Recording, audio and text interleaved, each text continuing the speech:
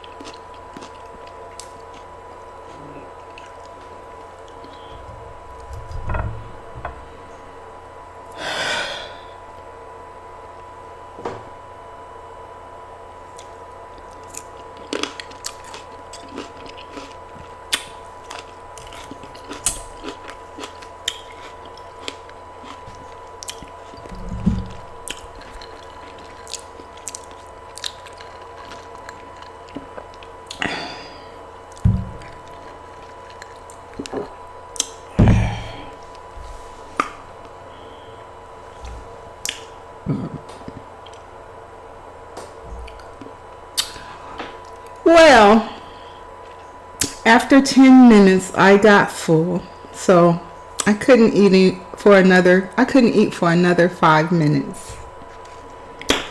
So is that a fail? In my book, no. No fails. No one ever fails when they attempt. So remember to share, like, comment, and subscribe. And remember to always live life each day as though it were your last. Bye. Peace.